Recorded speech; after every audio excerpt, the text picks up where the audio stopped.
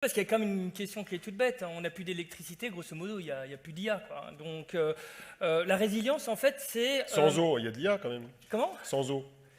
Sans eau, ça dépend. Si par exemple tu as besoin d'alimenter derrière des serveurs et que les serveurs, sauf si tu as du Ledge AI, c'est différent. Et il y a quand même une petite problématique, c'est que les solutions résilientes, c'est quoi? C'est grosso modo trouver des solutions qui sont capables de subvenir à des besoins qui sont vitaux, alors qu'on a plus, par exemple, de connexion à l'énergie, plus de connexion potentiellement pour s'alimenter, ou plus de connexion avec de l'eau potable. Et ce qui est intéressant, alors on est au tout début, mais on commence à avoir des solutions résilientes. Alors là, par exemple, c'est Ausol, qui a un panneau, une sorte de mini panneau photovoltaïque, qui est directement branché avec la batterie. Alors, il n'est pas amovible pour l'instant. On en voit juste une batterie avec un panneau solaire, quoi. Bon. Oui, mais ce qui se passe, c'est que ça coûte de moins en moins cher. J'ai été, par exemple, chez il y avait plein de fabricants chinois et pour 100 000, je pouvais l'avoir pour 15 $, une sorte de petit panneau photovoltaïque. Alors ma valise était trop petite, donc je n'ai pas pu les prendre, mais ça coûte de moins en moins cher. Et donc, on va en trouver de plus en plus de cette manière-là. Si on regarde maintenant sur l'eau potable, parce que c'est une grosse problématique, l'eau potable dans pas mal de pays, il y a Zero Mass Water qui utilise une technique qui est assez simple. Donc ça, c'est ce qui est à droite dans le slide. C'est exactement celle-là. Ils utilisent en fait des panneaux photovoltaïques associés avec la condensation. C'est ce qu'on voit notamment quand on est en voiture et qu'il fait froid. Quand l'air est humide. Comment? Quand l'air est humide. Alors, quand l'air est humide, en fait, ce qui se passe, c'est que même s'ils ont 5% d'humidité, ils sont capables de récupérer de l'eau. Ils sont en Arizona à Tempe, et ils arrivent à récupérer de l'eau, c'est de l'ordre de 5 à 10 litres d'eau. Alors, peut-être pas à Tempe. Et l'eau, elle est purifiée. Déjà, ils filtrent l'air, ils purifient l'eau, et puis ils mettent en plus du magnésium et aussi du calcium. Et après, derrière, ça permet d'être bu assez facilement. J'en ai goûté, je ne suis pas mort pour l'instant. Bon, après, je n'ai peut-être pas bu les mais même, ils sont approuvés par la FDA et par d'autres organismes. Alors, il y avait un autre truc intéressant sur le salon, ces frigos, là, les systèmes pour planter... l'alimentation. L'alimentation, c'est un petit... C'est pour planter les choux à la maison, pour éviter les pénuries de choux, quoi, c'est ça, hein. Ouais, disons, c'est pour les herbes. Par exemple, si tu as envie d'avoir du thym, si tu veux avoir, par exemple, je sais pas, de l'estragon, du basilic. Du basilic. Voilà, ça c'est typiquement des utilisations. Tu as plein de frigos avec. Il y a un bug dans l'histoire, parce que moi j'ai vu un tas de produits comme ça sur le CES, je sais pas, une bonne dizaine, une quinzaine de stands. Parfois d'ailleurs c'était des stands d'autres boîtes que de boîtes qui faisaient ça. J'ai vu ça chez Gigabyte. C'est une boîte qui fait des cartes mères de PC de Taïwan, et ils avaient un truc comme ça sur leur stand, qui était un use case de leur hardware, quoi. Et je dis c'est bizarre, parce qu'ils font que des plantes vertes, où il n'y a que des feuilles. C'est-à-dire qu'il n'y a pas de tomates, il n'y a pas de fruits, il n'y a pas de légumineuses, il n'y a pas de patates, il n'y a pas de topinambour. Je me suis dit, il y a un bug dans l'histoire. C'est curieux, quoi. C'est curieux. Alors, je me suis renseigné sur le marché américain, et en fait, il semblerait que ça serve à ça. Ça sert à faire du cannabis dans certains endroits. Alors, il y a des États où c'est légal, comme en Californie, d'autres où ça l'est moins. Et donc, des feuilles vertes, ça peut être aussi. Je comprends un peu ton intérêt. Je suis pas sûr que ce soit vrai. Hein. C'est peut-être une légende urbaine. Écoute, déjà, je comprends un petit peu ton intérêt parce que on sait tous que tu es un peu un fumeur de Havane. Je savais pas que tu avais diversifié vers un autre type de consommation. Pour écrire le rapport du CES, il faut fumer quand même. Mais pendant 2 semaines. Ce que je te propose, c'est de poser la question à Johan Nazarelli, qui est le managing directeur chez MyFood, et qui a une serre connectée qui était extrêmement visible donc à Eureka Park. Vas-y, viens, Johan. Il faut qu'on te passe un micro. Et donc, on va lui poser justement la question. Alors Johan, première question quand même que tout le monde se pose, c'est est-ce que c'est fait pour cultiver du cannabis ou pas? Justement, ta serre connectée, qui était magnifique. Là, tu fais beaucoup de cannabis avec ta serre d'ailleurs. Légalement, on n'a pas le droit de dire que ça marche très bien, donc je vais être un peu limité. Mais la vraie raison, en fait, le vrai truc, et tu le disais sur les salons, ce qui est aussi compliqué, c'est le transport. Et en fait, sur un salon comme celui-ci, alors nous, on a réussi à faire la prouesse de faire pousser en local du végétal dans une serre qui était déployée en Californie et qu'on a ramené sur le salon. Donc les gens étaient là en train de se dire waouh.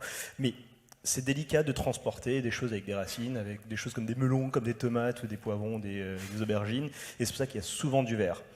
Ensuite, il y a aussi une maîtrise technologique qui fait que faire du vrai potager et de la vraie résilience alimentaire, c'est compliqué. C'est plus compliqué, d'accord. Ok. Mais attends, à mon avis, c'est pas que de l'herbe qui peut cultiver là-dedans. Non. Alors nous, notre concept, notre vision, c'est vraiment de permettre à tout à chacun d'être en mesure de s'alimenter tout seul, toute l'année, sur des petites surfaces et en vrai. Donc c'est pas du gadget. On produit sur une serre comme celle-ci, comme celle qui était sur US, près de 400 kilos. de nourriture par an, ce qui correspond à un équivalent d'une consommation de famille de 4 personnes. Parce que tu as un paquet de serres, et ça fait combien de tonnes? Ça veut dire un chiffre? Là, aujourd'hui, on produit près de 80 tonnes de production. Voilà, sur les serres qui sont déployés. Pas en cannabis. Attends, c'est en propre ou c'est tes clients qui le font? Alors, c'est nos clients. Donc, nous, on est provider de solutions clés en main. Il y a de l'intelligence artificielle, il y a du coaching agronomique, il y a des agronomes qui coachent les utilisateurs. Il y a de l'IA. Il y a de la blockchain aussi. Alors, il n'y a pas de blockchain, il y a un peu de traça, mais c'est pas de la blockchain. Non, pas encore. Non, enfin. Alors, je peux utiliser tous les mots un peu marketable, mais c'est un peu nul. Mais non, le vrai truc, c'est que l'IA sert à quoi? C'est qu'en fait, tu as des comportements qui correspondent à des abacs d'utilisation et d'usage du quotidien qu'on arrive à extrapoler, et ça permet de conseiller tes utilisateurs sur ton quotidien, sur une maladie arrive, là tu as un comportement qui n'est pas standard, voilà comment optimiser ta serre et voilà quelles sont les choses à faire. Parce qu'il y a un truc qui m'avait quand même super intéressé, c'était, enfin peut-être expliquer, c'est comment ça marche, parce que tu as tout un écosystème à l'intérieur. Il y a même des choses auxquelles j'aurais même pas pensé qu'on pouvait l'avoir dedans. Alors un vrai écosystème, donc en fait alors c'est un peu bizarre, on a des poissons à l'intérieur de la serre, dans les bassins. Mais tu veux dire, ça fait aquarium aussi? Ça fait aquarium, mais c'est même mieux que ça. Il y a des poissons. Et en fait, ces poissons, ils vivent leur vie, tu les alimentes avec l'alimentation biologique qu'on fournit aussi, et ces poissons, fatalement, ils ont des éjections qui vont servir de fertilisant aux plantes, qui en se nourrissant, grossissent, et filtrent l'eau pour les poissons. Et tu as en plus sur les côtés de la permaculture. En fait, tout cet écosystème s'entretient, tu as quelque chose qui est extrêmement productif et qui apporte une vraie résilience alimentaire. Et à la fin, tu peux même manger tes poissons. Des truites, hein. Tu peux faire des truites, tu peux faire des tilapias. Donc c'est une économie circulaire à la maison, en fait. C'est ça. À la maison. Ouais. Et tu peux faire toi-même en très peu de temps. Pas mal. Il faut quand même quelques mètres carrés pour mettre ça. Hein. Alors ça commence à 1 mètre carré. Donc tu peux mettre. Ah, ça commence à 1 mètre carré, d'accord. En fait, il faut savoir que le stand de MyFood, c'était le plus visible des Français du CES. Avec la patate. Mais il était très bien situé parce qu'il était vraiment à l'entrée. Quand même. Il était à l'entrée du pavillon Business France. Tu étais juste à côté du stand Business France. Ouais. Vraiment, c'était le premier qu'on voyait. C'était assez marquant. Tu as eu beaucoup de visiteurs, j'imagine. Hein. Beaucoup de visiteurs. Ouais. On a eu un franc succès. L'objectif pour nous, c'était d'ouvrir le marché US. Ouais. On est un acteur qui est assez important maintenant sur l'agriculture urbaine au niveau européen. Et là, le truc, c'est d'aller sur la partie américaine. Alors, j'ai juste une demande à te faire. Est-ce que tu peux envoyer un mail en m'expliquant comment tu as fait pour transporter la serre sur ton stand? Juste pour le rapport, peut-être, que je ne ferai pas l'année prochaine, mais voilà. On en verra. 3 mots. Alors déjà, merci à Business France, parce que franchement, c'était une vraie aide. Et surtout, c'est une de nos savoir-faire, c'est qu'aujourd'hui, les villes, elles sont hyper encombrées. Tu ne peux pas amener ça dans une ville par transporteur. En fait, tout ça, là, ce qu'on avait au CES, ça tient sur 3-4 palettes. Et ça, c'est un autre point, c'est effectivement concevoir la serre pour qu'elle puisse être montée par soi-même. Il peut y avoir quelqu'un d'autre, mais ça... Comme un meuble Ikea. Comme un meuble. D'ailleurs, c'est un élément d'argumentaire, c'est qu'aujourd'hui, toi qui n'est pas forcément un expert agronomique machin, qui n'est pas un bricoleur, tu sais monter un meuble Ikea, tu sais monter une serre tout seul, et tu peux même la monter au 47e étage d'une tour à San Francisco.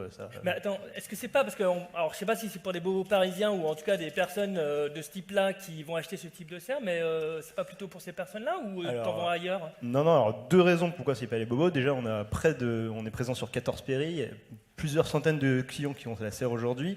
Il y a des familles, il y a des écoles, il y a des restaurants, des EHPAD, des collectivités. On a des chambres d'hôtes, des centres de massage ayurvédique qui font leurs herbes aromatiques, des maternelles. Ouais. Et donc non, c'est pas des trucs de bobo.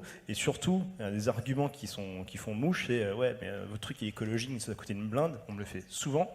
Sauf qu'en fait, le truc qui est intéressant, c'est que tu as un retour sur investissement qui est mesurable, qui est aux alentours de 6 à 8 ans. Pour un utilisateur individuel. Ok. Et puis en plus, il y a des panneaux photovoltaïques. Je vais y réfléchir. Je vais réfléchir pour mon jardin. Et juste une dernière point, combien ça coûte ça?